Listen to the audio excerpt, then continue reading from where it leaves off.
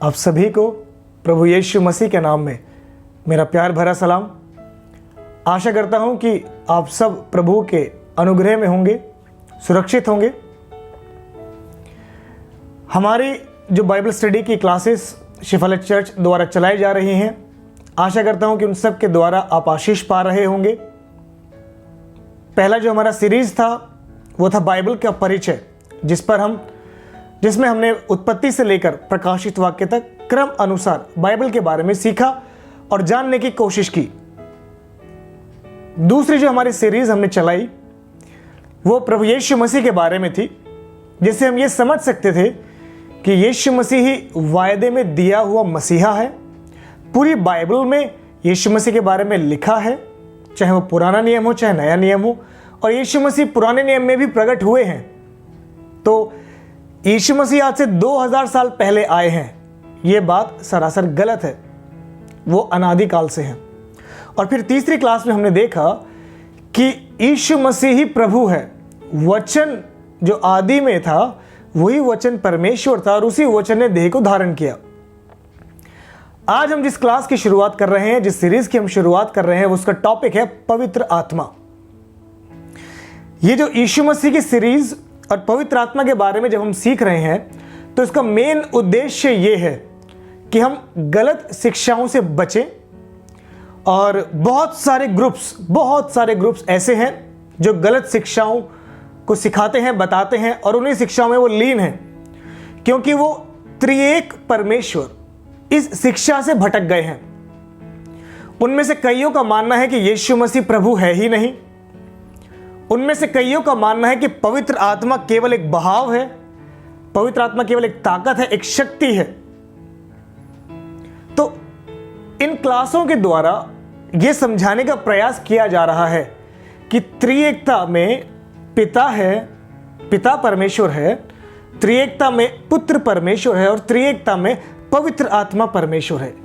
तीनों एक समान है, कोई भी छोटा नहीं है, कोई भी बड़ा नहीं है।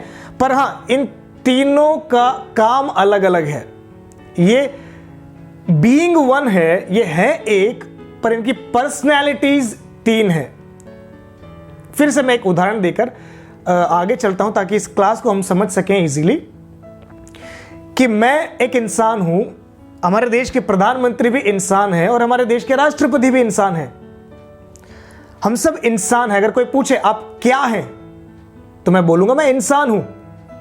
उनसे भी पूछा जाएगा तो वो सब यही बोलेंगे कि हम इंसान हैं। पर अगर पूछा जाए कि आप कौन हैं, हु आर यू, तब मैं बोलूंगा कि मेरा नाम पीटर है। तब मैं एज अ पर्सन, तो हम हैं तो एक ही, हम सब इंसान हैं, पर हम व्यक्तित्व अलग अलग हैं। वैसे ही त्रिएक परमेश्वर, पिता परमेश्वर, पुत्र परमेश्वर, पवित्र आत्मा परमेश्वर हैं तो एक, पर ये तीन व्यक्ति हैं अलग अलग, तीन अलग अलग व्यक्ति हैं। तो हमें यह समझना जरूरी है कि इन शिक्षाओं का महत्व मसीह जगत में कितना ज्यादा है।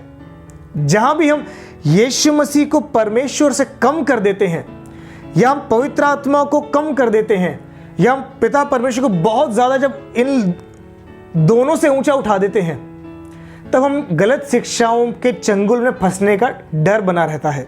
हम शिक्षाओं में फंस सकते हैं। बहुत सारे ऐसे ग्रुप्स जो इन शिक्षाओं को प्रचार करते हैं, इधर उधर हर जगह फैले हुए हैं, जिनका मानना है कि परमेश्वर की ही आराधना होनी चाहिए, जिनका मानना है कि पवित्र आत्मा तो केवल एक शक्ति है। तो आज पिछली जो 3 क्लासों में हमने यीशु मसीह के बारे में देखा, तो ऐसे ही अगली 3 क्लास में हम पवित्र आत्मा के बारे में सीखेंगे। आपने आज का टाइटल देखा होगा। आज का टाइटल है Holi spirit the promised helper. पवित्र आत्मा एक ऐसा सहायक जो वायदा किया गया था। सीधी सी बात है, जब भी हम पवित्र आत्मा के बारे में बोलते हैं और खासकर जब हम पेंतिकोस्त के दिन के बारे में बात करते हैं, तो वहां पर प्रेरित पतरस ने योएल 2 अध्याय, योएल नाम की जो भविष्यवाणी की पुस्तक है, उसका 2 अध्याय और उसके 28वीं आयत में जब इस प्रकार से लिखा है कि अंत के दिनों में मैं अपने आत्मा को उंडेलूंगा, बूढ़े सपने देखेंगे, जवान दर्शन देखेंगे, मैं सबको अपने आत्मा से भर दूंगा। उसी आयत को कोट करके प्रेरित पतरस ने पेंतिकोस्त के दिन प्रचार किया।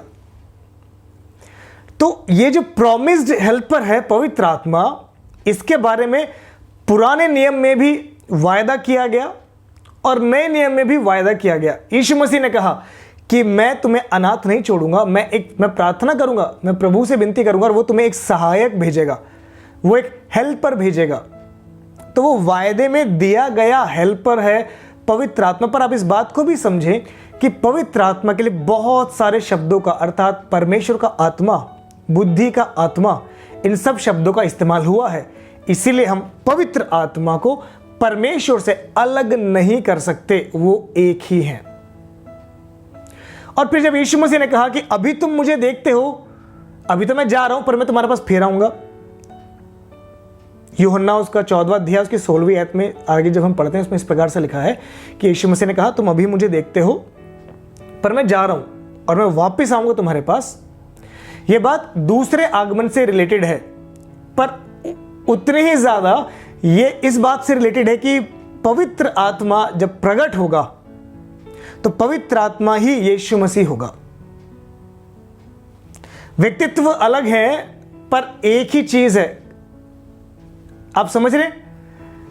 परमेश्वर अलग है एज अ व्यक्ति, एक व्यक्ति, as a person God is different, as Jesus as a person is different, पर पवित्र आत्मा as a person is different. पर आप इन तीनों को अलग अलग बांट दें ऐसा नहीं हो सकता, क्योंकि ये तीनों हैं तब त्रिएकता है। तो जब यीशु मसीह ने कहा कि संसार मुझे नहीं देखेगा पर तुम मुझे देखोगे, तो इसका मतलब यह है कि पवित्र आत्मा के द्वारा या पवित्र आत्मा में हम परमेश्वर को और यीशु मसीह को देख सकते हैं। हम कभी भी पवित्र आत्मा को यीशु से अलग नहीं कर सकते, हम कभी भी पवित्र आत्मा को परमेश्वर से भिन्न या अलग नहीं कर सकते। नो, हम कर ही नहीं सकते। तो जैसा मैंने बताया कि पवित्र आत्मा वायदे में दिया गया है, तो योएल उसका 2 अध्याय की 28वीं आयत में पवित्र आत्मा वायदे के रूप में बताया गया है। यीशु मसीह ने भी वायदा किया कि मैं एक सहायक को भेजूंगा। पर जब इफिसियों और उसका 1 अध्याय उसकी 13वीं और 14वीं आयत हम पढ़ते हैं, तब उसमें साफ लिखा है कि प्रतिज्ञा किया हुआ पवित्र आत्मा, प्रॉमिस्ड होली स्पिरिट, पवित्र आत्मा जिसके बारे में वायदा किया गया था। तो इसी टाइटल के साथ हमने आज की इस क्लास के पहले क्रम को हमने शुरू किया है, जिसमें हम देखेंगे कि पवित्र आत्मा क्या है, पवित्र आत्मा कौन है, क्या है। तो हमने देख ही लिया है कि पिता, पुत्र और पवित्र आत्मा तीनों एक हैं। They are one, they are same. अगर हम सवाल पूछा जाए व्हाट आर दे, व्हाट अगर पूछा जाए तो दे आर वन। पर अगर पूछा जाए हु आर दे, उनका व्यक्तित्व क्या है, उनके अगर व्यक्ति के बारे में पूछा जाए तो हमें यह समझना है कि जैसे परमेश्वर एक व्यक्ति है, परमेश्वर के गुण हम देख सकते हैं, परमेश्वर के साथ हम रिलेट कर पाते हैं। जैसे हम यीशु मसीह को एक व्यक्ति के रूप में देखते हैं, हम यीशु मसीह के साथ रिलेट कर पाते हैं, जुड़ पाते हैं, वैसे ही पवित्र आत्मा भी एक व्यक्ति है और उसके साथ हम जुड़ सकते हैं। तो इस क्लास की अहमियत क्या है कि जो गलत शिक्षाएं पवित्र आत्मा के लिए इस दुनिया में फैली हुई है, उन चंगुल से आप बचे रहें और पवित्र आत्मा का जो सही कॉन्सेप्ट है वो हम सब साथ में मिलकर सीख सकें। जैसे आप सीख रहे हैं वैसे मैं भी सीख रहा हूं। तो बहुत सारे मिसकंसेप्शंस हैं, बहुत सारी गलत शिक्षाएं हैं जिस दुनिया में फैली हुई हैं, अलग अलग बातें हैं। मैं 2-3 बातें आपको बताकर फिर आगे बढ़ना चाहूँगा। पहली बात कि जब हम पिता परमेश्वर के बारे में जानने की कोशिश करते हैं तब हम बड़े भय और भक्ति में जुड़ जाते हैं। जब हम यीशु मसीह के बारे में जानते हैं तो कहीं ना कहीं, हम माने या ना माने, हमारा कहीं ना कहीं जो प्रकाशन है उसमें हम पिता को ज़्यादा देखते हैं और यीशु मसीह को कम देखते हैं। और जब बात आती है पवित्र आत्मा की, तब हम पवित्र आत्मा को और कम देखते हैं, और ज़्यादा कम देखते हैं। उसका क्या कारण है? उसका कारण यह भी हो सकता है कि जो चीज़ हमें आसानी से मिल जाती है उस चीज़ का हम महत्व कम कर देते हैं। फॉर एग्जाम्पल, उद्धार जब हमने पाया, हमने क्या किया? हमने कुछ भी नहीं किया, केवल अनुग्रह के द्वारा विश्वास से हमारा उद्धार हो गया। अगर हमें बहुत कुछ करना पड़ता होता तब शायद हम उस उद्धार के महत्व को समझते, पर कुछ भी नहीं किया हमने, सब कुछ परमेश्वर ने कर दिया। तो इस वजह से कई बार हम उद्धार को बहुत कम आंकलन कर लेते हैं। वैसे ही पवित्र आत्मा हमें वायदे में दिया गया है। यीशु मसीह ने यूहन्ना उसके 14वें अध्याय की जब हम 16वीं आयत से आगे पढ़ते हैं, उसमें लिखा है कि वो जो सहायक है, जो पवित्र आत्मा, जो सत्य का आत्मा मैं तुम्हें दूंगा, वो तुम्हारे साथ है, पर वो तुम में होगा। ये एक बात यीशु मसीह ने वर्तमान की बताई और एक बात भविष्य की बताई कि अभी वो तुम्हारे साथ है, पर ही शैल बी इन यू, वो तुम्हारे अंदर भी होगा, वो तुम्हारे अंदर भी होगा। तो जब हम उद्धार पाते हैं, हम पवित्र आत्मा से भरते हैं, पवित्र आत्मा हमारे अंदर आता है, वो हमें गाइड करना शुरू करता है, पर हमें इतनी ज़्यादा आदत हो जाती है ना कि हम उसका धीरे धीरे हम उसकी वैल्यू कम कर देते हैं, अगर हम उसके प्रकाशन में बढ़ते ना रहें तो। ठीक है, मैं कोई दोष नहीं लगा रहा हूं, पर मैं एक हकीकत बता रहा हूं कि हकीकत में ऐसा हमारे साथ होता है। तो कहीं ना कहीं हम पिता परमेश्वर को ऊंचे स्थान पर रखते हैं, उनसे थोड़ा नीचे हम यीशु मसीह को रखते हैं, और उससे नीचे हम पवित्र आत्मा को रखते हैं, जो सरासर गलत है। ये सोच ही गलत है, ये सोच ही पवित्र आत्मा के विरुद्ध में एक ब्लास्फेमी है, एक निंदाजनक बात है, क्योंकि पवित्र आत्मा और परमेश्वर समान है, एक है। आप किसी को भी घटा नहीं सकते, आप किसी को भी बढ़ा नहीं सकते। तो अगर आपको कोई आकाशवाणी हो और परमेश्वर आपसे बात करे, तो उतना ही भय और उतनी ही रेवरेंस और उतने ही आदर के योग्य पवित्र आत्मा भी है, जो आपके मन में आपको शांति से गाइडेंस करता है, गाइडेंस देता है। उतना ही महत्वपूर्ण है, उतना ही जरूरी है, और उतना ही भय और आदर के योग्य है। तो पहली बात कि कई बार हम पवित्र आत्मा को परमेश्वर के स्तर से नीचे का समझ लेते हैं। एक ये मिसकंसेप्शन है जिसको हमें दूर करना है। दूसरी बात, कुछ शिक्षाओं में, कुछ गलत शिक्षाओं में पवित्र आत्मा को एक बहाव या एक शक्ति या एनर्जी, ऊर्जा के रूप में बताया गया है, जो सरासर गलत है। ऊर्जा की कोई पहचान नहीं होती, ऊर्जा बातें नहीं करती, पर हम क्लियरली बाइबल में देखते हैं कि पवित्र आत्मा बातें करता है, पवित्र आत्मा हमें समझाता है, पवित्र आत्मा हमें कन्विंस करता है। आप समझ रहे हैं, कन्विंस करने का मतलब होता है कि मनवाना, क्या सही है वो हमें मनाता है, वो हमें कन्विंस करता है, वो हमारे साथ प्रार्थना करता है। तो कोई ऊर्जा ये काम नहीं करेगी। तो आप गलत शिक्षाओं से बचने की कोशिश करें। आप ये समझें कि आदि में परमेश्वर ने जब आकाश और पृथ्वी की सृष्टि की, तब पवित्र आत्मा जल के ऊपर मंडराता था, और वो पवित्र आत्मा परमेश्वर है। आप पवित्र आत्मा को एक शक्ति या बहाव के रूप में प्रकट नहीं कर सकते, वो एक व्यक्ति है। पवित्र आत्मा खुद परमेश्वर है, और वो एक व्यक्ति है जिसके साथ आप जुड़ सकते हैं, आप बातें कर सकते हैं, अपना दिल हल्का कर सकते हैं, और वो आपके अंदर वास करता है ना। पहले कुरिन्थियों 6 अध्याय उसकी 19वीं आयत में लिखा हुआ है कि क्या तुम नहीं जानते कि तुम्हारा शरीर पवित्र आत्मा का मंदिर है, तुम्हारी देह, योर बॉडी। जब हम 3:16 पहले कुरिन्थियों 3:16 पढ़ते हैं, उसमें लिखा है कि क्या तुम नहीं जानते कि तुम पवित्र आत्मा का मंदिर हो। पर उसी किताब का 6:19 में तो साफ लिखा है कि तुम्हारा शरीर, योर बॉडी पवित्र आत्मा का मंदिर है। तो आप कितना ज्यादा रिलेट कर पाएंगे पवित्र आत्मा से, कितना ज्यादा।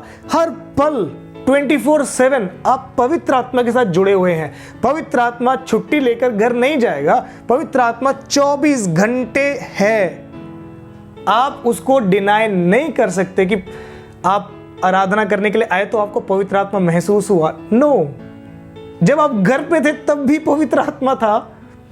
तो पवित्र आत्मा कोई ऊर्जा नहीं है, वो एक व्यक्ति है जो आपके अंदर वास करता है, जो हर एक उद्धार पाए हुए व्यक्ति के लिए वायदे में दी गई चीज है, वायदे में दिया गया एक हेल्पर है, पवित्र आत्मा।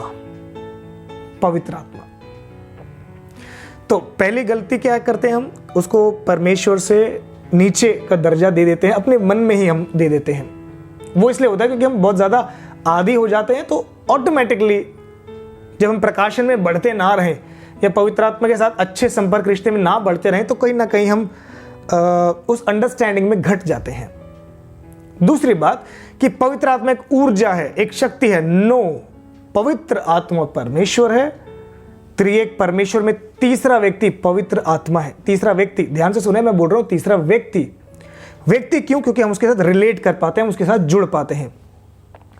तीसरी एक बात जो हम कई बार सुनने में भी आती है कि लोग कभी भी पवित्र आत्मा को बोलते हैं कि वो तो एक आत्मा है, हम उसे महसूस नहीं कर सकते। तो मैं आपको ये बताना चाहता हूं कि पवित्र आत्मा कोई ऐसी चीज नहीं है जिसको आप महसूस नहीं कर सकते।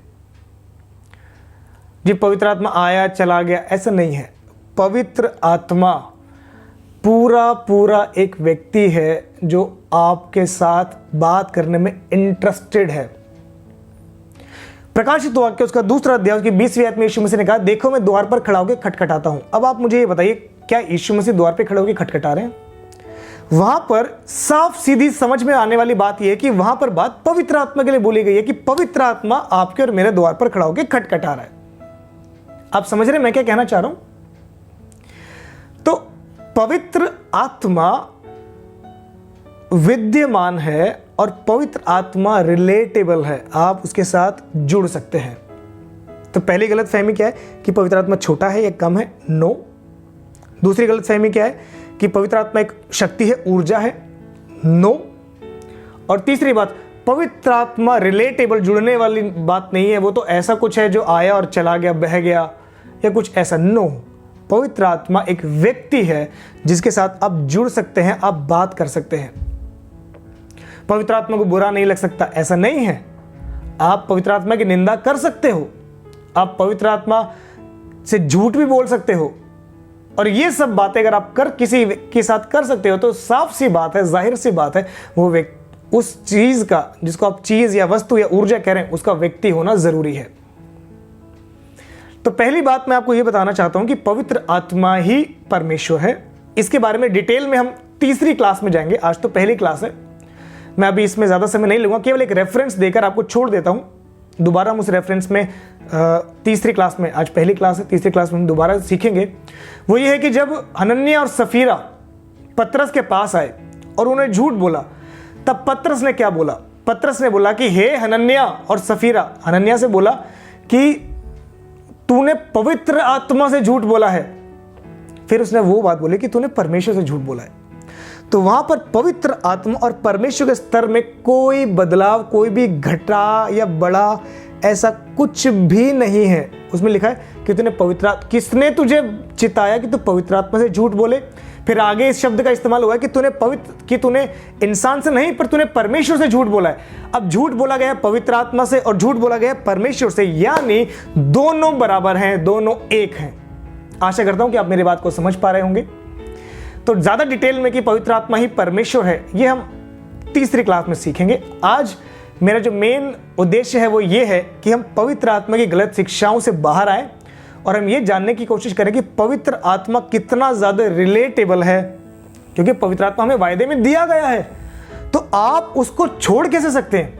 वो वायदे में दी गई चीज है। अगर कोई आपको वायदा कर दे, कोई आपको प्रॉमिस करे कि मैं ऐसा ऐसा करूंगा, तो आप उस वायदे के पीछे पड़ जाएंगे, आप पूरी कोशिश करेंगे उस प्रॉमिस को पकड़ने के लिए। तो वैसे ही जब यीशु मसीह ने वायदा किया है, जब पिता परमेश्वर ने भविष्यवाणी की पुस्तक में योएल 2:28 में भविष्यवाणी करके बोला है और वायदा दिया है, तो वो वायदा आपको क्लेम करना चाहिए कि पवित्र आत्मा है और मैं पवित्र आत्मा के साथ जुड़ूंगा, मैं पवित्र आत्मा से बातें करूंगा। तो पवित्र आत्मा एक व्यक्ति है, इस बात के बारे में हम जानेंगे ताकि हम और जुड़ सकें। कुछ बाइबल के रेफरेंसेस मैं आपको बताना चाहता हूं। अगर आपके पास डायरी है तो आप जरूर लिखें, अगर आपके पास डायरी नहीं है तो आप ध्यान से सुने, ताकि आप बाद में इस वीडियो को जब आप दोबारा देखते हैं तो रिवर्स करके आप रेफरेंसेस सुन सकते हैं। पहली बात कि पवित्र आत्मा क्रिएशन में साथ में था, बनाने में। जैसे इंसान का दिमाग है ना, लकड़ियां तो हर पेड़ पे हैं, हर पेड़ में लकड़ियां हैं, पर उनको काटना, छांटना और उससे पलंग बनाना, उससे सोफा बनाना, ये क्रिएटिव सोच एक व्यक्ति की होती है, एक व्यक्ति की। वही क्रिएटिवनेस पवित्र आत्मा में है तो आप समझे कि हम कितने ज़्यादा जुड़ सकते हैं पवित्र आत्मा के साथ। ये पवित्र आत्मा की ऐसा गुण है जो साबित करता है कि पवित्र आत्मा व्यक्ति है। दूसरी एक बात अगर मैं आपको बताऊं तो जब हम देखते हैं कि यहोशू के ज़माने की बात है, यहोशू महायाजक की, कि जकरिया ने बोला कि ना तो बल से ना ताकत से पर पवित्र आत्मा के द्वारा ये संभव है। यानी पवित्र आत्मा हमें हिम्मत देता है, हमें ढांढस देता है, हमें बढ़ाता है, हमें एनकरेज करता है, वो हमें सामर्थ्य बनाता है। तो जितना जरूरी कोई मोटिवेशनल स्पीकर है उतना ही ज्यादा रिलेटेबल और उतना ही ज्यादा महत्वपूर्ण एक पवित्र आत्मा भी है। आशा करता हूं कि आप समझ रहे होंगे कि मैं क्यों इंसानों के साथ पवित्र आत्मा को जोड़ने की कोशिश कर रहा हूं, क्योंकि पवित्र आत्मा एक खुद में एक व्यक्ति है। और जितना हम इस बात को समझेंगे उतना ज्यादा हम डिप्रेशन और एकांत, मैं अकेला हूं, मुझे कोई देखने वाला नहीं है, मुझे कोई प्यार करने वाला नहीं, इन सब बातों से और गलत शिक्षाओं से कि पवित्र आत्मा प्रभु से छोटा है, इन सब बातों से आप बाहर आ जाएंगे। ठीक है, तो पहली बात कि पवित्र आत्मा क्रिएटर है, वो रचता है, इंसान की भी बुद्धि वैसी ही है, क्रिएटिव है। फिर हमने देखा कि पवित्र आत्मा शक्ति प्रदान करता है, मोटिवेशन प्रदान करता है, जो एक इंसान भी करता है। फिर तीसरी बात कि पवित्र आत्मा सिखाता है। उदाहरण में अगर मैं आपको बाइबल रेफरेंस दूं तो यूहन्ना उसका 16वां अध्याय उसके 13वीं आयत में यीशु मसीह ने कहा कि वो तुम्हें सिखाएगा, वो तुम्हें सिखाएगा। अब हमारे बच्चे स्कूल में जाते हैं, उनके ऊपर टीचर है। रिलेट कर पा रहे हैं आप? हम जब किसी कॉलेज में जाते हैं तो वहाँ लेक्चरर्स हैं। हम जब बाइबल सीखते हैं तो हम बाइबल टीचर्स हैं। तो आप रिलेट करें कि ऐसे ही पवित्र आत्मा भी शिक्षक है, वो सिखाता है। यूहन्ना उसका 16वां अध्याय और उसकी 13वीं आयत में हमें ये पढ़ने को मिलता है। अगली बात कि पवित्र आत्मा अगुवाई करता है। अब अगुवाई करने की अगर हम बात करें तो कितने सारे लोग हैं जो अगुवाई करते हैं। हम जाते हैं लोगों के पास काउंसलिंग लेने के लिए, लोग कि मैं कौन सी लाइन में जाऊं, मैं क्या सीखूं, मैं कौन सा कोर्स करूं, किस फील्ड में ज़्यादा नौकरियां हैं, हम गाइडेंस लेते हैं लोगों से। तो ऐसे ही गाइड करता है पवित्र आत्मा। आप रिलेट कर पा रहे हैं कि मेरे को मान लो मेरे सामने बहुत सारे ऑप्शंस हैं और मैं चुनना चाहता हूं कि मैं क्या चुनूं, तो बहुत अच्छा बेस्ट तरीका है कि आप पवित्र आत्मा से पूछें, आप पवित्र आत्मा से बात करें। अगर आप सेवक हैं और सेवा करना चाहते हैं तो आप पवित्र आत्मा से पूछें कि मैं क्या सेवा करूं, क्या सेवा मेरी है, क्या दान और वरदान मुझे प्रभु ने दिया है जिसको मुझे बढ़ाना है। पवित्र आत्मा आपको गाइड करेगा और दुनिया में जो गाइड करते हैं उनसे बेटर गाइड करेगा।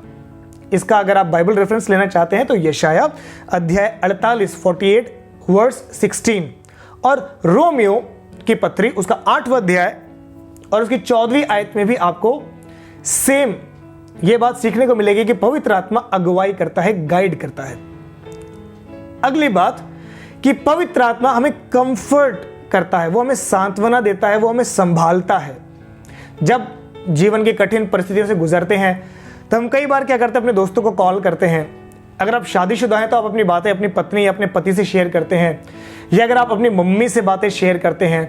आपको कोई ना कोई चाहिए होता है बातें शेयर करने के लिए। पर मैं आपको बताना चाहता हूं कि इन सब से बढ़कर एक व्यक्ति है जिससे आप बातें शेयर कर सकते हैं और वो है पवित्र आत्मा।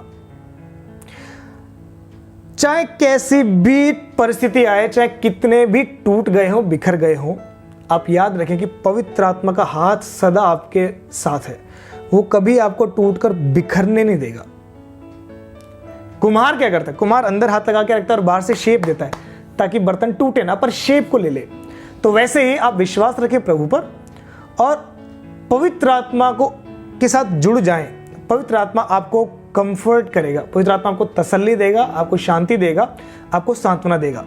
मैं कोई प्रचार करने के लिए यहाँ नहीं बैठा हूँ, मैं आपको केवल पवित्र आत्मा के काम बता रहा हूँ ताकि आप रिलेट कर सकें, आप जुड़ सके, आप ये समझ सके कि पवित्र आत्मा भी मेरे एक दोस्त की तरह एक व्यक्ति है जो मेरे दोस्त से बेहतर है, क्योंकि वो खुद परमेश्वर है। ठीक है, तो अभी हमने देखा कि वो क्रिएटिव है, पवित्र आत्मा क्रिएशन में था, वो रचयिता है। दूसरा हमने देखा कि पवित्र आत्मा मोटिवेशनल स्पीकर की तरह हमें एम्पावर करता है, फिर हमने देखा कि वो हमें गाइड करता है, फिर हमने देखा कि वो हमारा शिक्षक है, फिर हमने देखा कि वो हमें तसल्ली देता है, शांति देता है, फिर हम देखते हैं कि वो हमारी प्रार्थना करने में भी हमारी सहायता करता है। पवित्र आत्मा में सहायता करता है। जब हम रोम में उसका 8वां अध्याय उसकी 26वीं आयत पढ़ते हैं तो उसमें इस प्रकार से लिखा है कि हमें तो प्रार्थना करना भी नहीं आता, पवित्र आत्मा हमें प्रार्थना, हमारी आत्मा में हमसे प्रार्थना करना सिखाता है। तो जैसे कोई माँ बच्चे को चलना सिखाती है, क्योंकि बच्चे को चलना नहीं आता, जैसे परिवार के लोग बच्चे को चलना सिखाता है, ऐसे ही पवित्र आत्मा प्रार्थना करना सिखाता है। चलिए आगे बढ़ते हैं कि पवित्र आत्मा हमें कन्विंस करता है। मान लीजिए हमारा दोस्त है या कोई भी व्यक्ति है, वो हमें कोई भी चीज़ कन्विंस करवाते हैं। जैसे अगर आपके पास कॉल आया, जी फलाने बैंक से मैं कॉल कर रहा हूँ, क्या आपको क्रेडिट कार्ड चाहिए? आप बोलेंगे नहीं। फिर वो आपको इतनी सारी बातें बताएगा कि आपका कहीं ना कहीं मन करेगा कि यार सही बात है, मैं ले लेता हूँ। तो वो कन्विंस करने की ताकत है उस व्यक्ति की, वो आपको मना रहा है। तो वैसे ही पवित्र आत्मा भी मनाता है। पवित्र आत्मा हमारे सवालों का जवाब देता है। पवित्र आत्मा हमें निरुत्तर करता है, पाप, न्याय, धार्मिकता के बारे में हमारे गलत कॉन्सेप्ट्स को दूर करता है और सही बात लाके सामने रख देता है जिसका जवाब हमारे पास नहीं होता। इसका रेफरेंस आप लिख लीजिए, यूहन्ना उसका 16वां अध्याय उसके 8वीं आयत में इस प्रकार से लिखा है कि जब सत्य का आत्मा आएगा, जब पवित्र आत्मा आएगा, वो तुम्हें निरुत्तर करेगा, वो तुम्हें पाप, धार्मिकता और न्याय के बारे में निरुत्तर करेगा। ठीक है, हमने 7 बातें देख ली। 8वीं आयत कि वो पाप का विरोध करता है, वो गलत बात का विरोध करता है। अब गलत बात का विरोध तो आप भी करेंगे, हर कोई किसी भी गलत बात का। अब देखिए, कोई भी मूवमेंट अगर स्टार्ट होते हैं, हमारे देश का जो हमें जब आज़ादी मिली, वो भी तो विरोध करने से मिली कि जी हम तो गुलाम थे और हमें विरोध करना था। हमारे देश में हम गुलाम बन के कैसे रह सकते हैं? ये मेरा देश है, मैं इस मिट्टी में पैदा हुआ हूँ, इसमें आज़ादी से सांस लेना मेरा अधिकार है। जब ये बात समझ में आई तो विरोध किया गया। तो वैसे ही पाप जो दम घोटता है, पाप जो मन को बांधता है, जो सोच को बांध देता है, जो इंसान को तोड़ देता है, उन सारी बातों का विरोध करता है पवित्र आत्मा। जैसे आप गलत चीज का विरोध करते हैं, वैसे पवित्र आत्मा भी एक व्यक्ति है जो पाप और शैतान और उसकी आत्माओं का, बीमारियों का, हर एक बुरी बात का विरोध करता है। तो आप समझ रहे हैं कि आप खुद को कितना ज्यादा पवित्र आत्मा से रिलेट कर सकते हैं। आपको भी बुरी चीज बुरी लगती है, पवित्र आत्मा को भी बुरी चीज बुरी लगती है, वो विरोध करता है। इसका रेफरेंस आप यशाया उसके 59वां अध्याय और उसकी 19वीं आयत में देख सकते हैं। रेफरेंसेस बहुत सारे हैं, पर मैं आपको एक एक दो रेफरेंस ही दे रहा हूँ ताकि हम लोग ज़्यादा समय ना बिना लगाए पॉइंट टू पॉइंट हम बात कर सकें। अगला और आखिरी बात, वैसे तो और भी बहुत सारे काम हैं जो मैं नहीं बता रहा हूँ, इनसे मुझे ऐसा लग रहा है कि आप काफ़ी हद तक सीख जाएंगे, समझ जाएंगे कि पवित्र आत्मा क्यों एक व्यक्ति है। आखिरी और 9वीं बात कि पवित्र आत्मा अधिकार के साथ बात करता है। अब जब हम फिलिप्पुस के बारे में देखते हैं, प्रेरितों के काम और उसका 8वां अध्याय और उसकी 29वीं आयत, उसमें पवित्र आत्मा ने फिलिप्पुस से कहा कि चलकर रथ के साथ रथ में चढ़ जा, दौड़कर रथ में चढ़ जा। अब फिलिप्पुस तो एक जगह सेवा कर ही रहा था, अच्छी खासी सेवा, तभी पवित्र आत्मा ने उसे बोला कि उस रास्ते पर चला जा। वो उस रास्ते पर भी चला गया। तब देखा कि वहां से एक रथ चला जा रहा है और उस रथ पर कोई व्यक्ति जो इथोपिया का है, वो उसके ऊपर बाइबल में से एक भाग, पुराने नियम में से एक भाग पढ़ रहा है। तो पवित्र आत्मा ने बोला, आप समझ रहे हैं मैं क्या कह रहा हूं? पवित्र आत्मा ने बात की, पवित्र आत्मा ने उसे अधिकार से बोला कि ऐसा कर भैया, उसके ऊपर चढ़ जा। और जब फिलिप्पुस चढ़ गया तब उस व्यक्ति ने उद्धार पाया। तो कहने का मतलब यह है कि पवित्र आत्मा अधिकार रखता है। जिस प्रकार से आप अधिकार रखते हैं अपने बच्चों पर, जैसे कोई भी व्यक्ति किसी भी चीज पर या किसी भी वस्तु पर या किसी दूसरे व्यक्ति पर जिस प्रकार से आप अधिकार रखते हैं, वैसे ही अधिकार पवित्र आत्मा भी रखता है। तो हर एक बात को, पवित्र आत्मा के हर एक काम को और पवित्र आत्मा के हर एक चरित्र के गुण को जब हमने व्यक्तियों के साथ कनेक्ट करके जोड़ा, तो आशा करता हूं आप समझ पा रहे होंगे कि पवित्र आत्मा भी एक व्यक्ति है जिसके साथ आप साफ साफ बिना किसी दिक्कत के रिलेट कर सकते हैं, जुड़ सकते हैं। तो अगर कोई आपको बोले ना कि नहीं जी पवित्र आत्मा तो ऊर्जा है, तो आप उसको समझा देना, नहीं भैया, पवित्र आत्मा एक व्यक्ति है। जैसे यीशु मसीह एक व्यक्ति है, जैसे पिता परमेश्वर एक व्यक्ति है, पिता ने प्रेम किया, वो एक व्यक्ति है। प्रभु यीशु मसीह ने अनुग्रह किया, वो एक व्यक्ति है। वैसे पवित्र आत्मा एक व्यक्ति है जो हमें संगति देता है। कोई छोटा नहीं है, कोई बड़ा नहीं है, कोई ऊर्जा नहीं है, कुछ नहीं है। दे ऑल आर वन, वो एक है। ठीक है, अब एक और बात मैं आपको बताकर फिर हम आज की क्लास में और कुछ इंपॉर्टेंट बातों को देखेंगे। वो ये है कि पवित्र आत्मा के भी इमोशंस हैं। जैसे किसी भी इंसान को गुस्सा आता है, बुरा लगता है, चोट लगती है, दुख होता है, वैसे ही पवित्र आत्मा के भी इमोशंस हैं, उसकी भी भावनाएं हैं। और जब भावनाएं हैं तो फिर तो कोई डाउट ही नहीं बचता कि पवित्र आत्मा कोई ऊर्जा है ना। फिर तो कोई मतलब ही नहीं बचता कि हम यूं बोलें कि नहीं जी पवित्र आत्मा के साथ हम जुड़ नहीं सकते, वो तो पवित्र आत्मा है। जितना आप यीशु मसीह के साथ जुड़ सकते हैं ना, जितना आप पिता परमेश्वर के साथ जुड़ सकते हैं, उतना आप पवित्र आत्मा के साथ भी जुड़ सकते हैं, अगर आप उसके सही प्रकाशन में बढ़ते रहें तो, अगर आप वचन को सीखने की, समझने की कोशिश करें तो।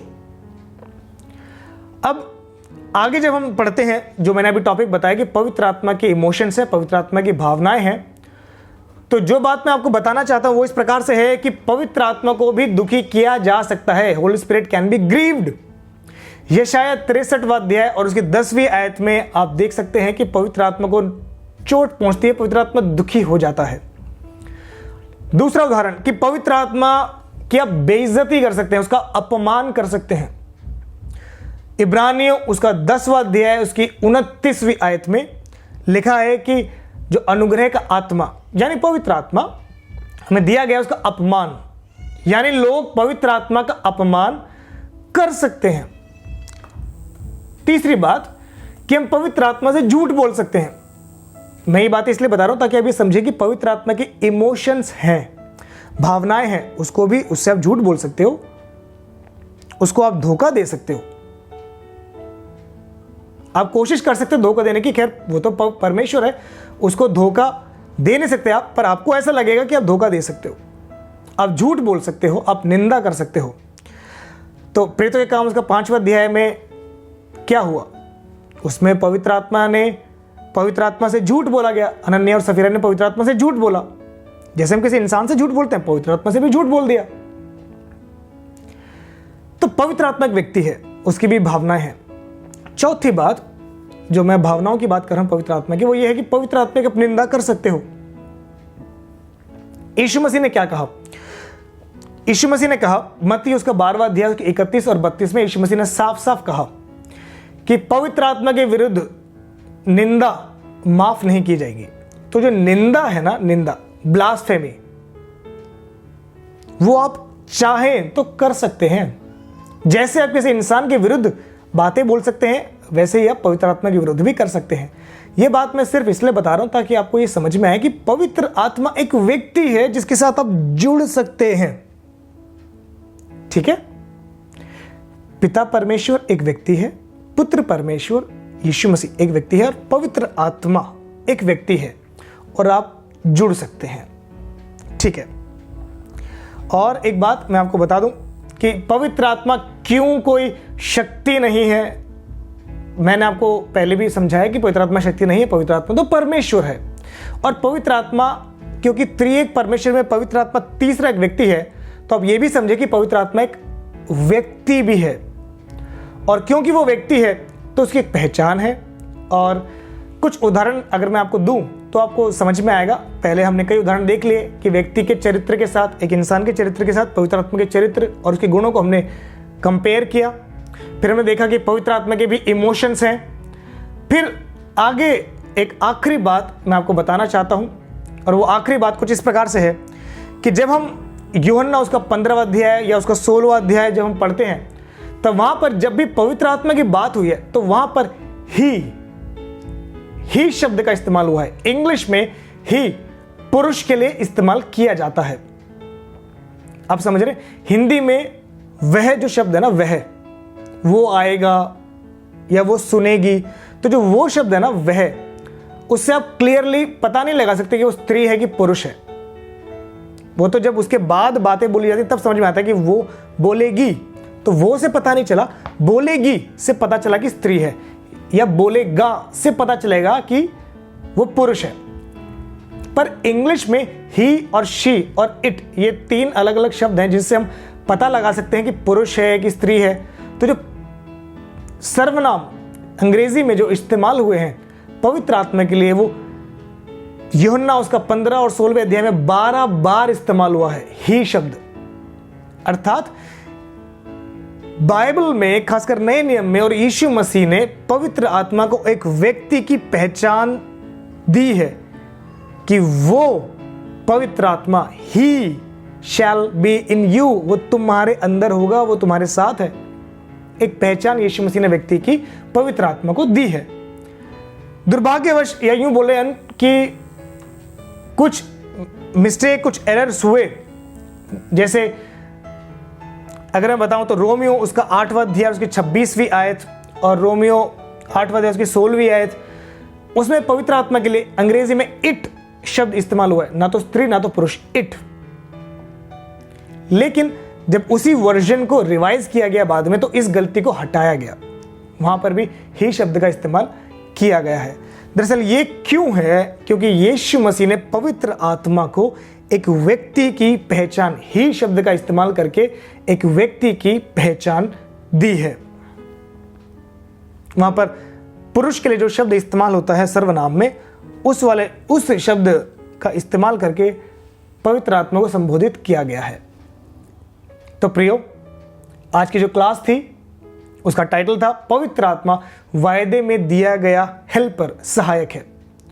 तो पहली बात आप ये समझिए कि पवित्र आत्मा और परमेश्वर कोई छोटा बड़ा नहीं है, दोनों बराबर हैं। यीशु मसीह, परमेश्वर और पवित्र आत्मा तीनों एक हैं। तीनों के व्यक्तित्व अलग अलग हैं और उन अलग अलग व्यक्तित्व के लिए यीशु मसीह ने कहा कि मैं तुम्हें अकेला नहीं छोड़ूंगा, तो मैं तुम्हारे लिए एक सहायक भेजूंगा। और इस सहायक का वायदा पुराने नियम में भी किया गया था, योएल 2 अध्याय की 28वीं आयत में। और जब हम इफिसियों उसका 1 अध्याय के 13 और 14 को पढ़ते हैं, उसमें हमें साफ समझ में आता है कि पवित्र आत्मा तो वायदे में दिया गया था, प्रॉमिस्ड होली स्पिरिट। ठीक है। दूसरी बात कि पवित्र आत्मा कोई शक्ति, कोई भाव नहीं है, पवित्र आत्मा स्वयं परमेश्वर है। तो कभी भी पवित्र आत्मा को नीचे ना रखें, अपनी सोच में भी ऐसा ना आने दें।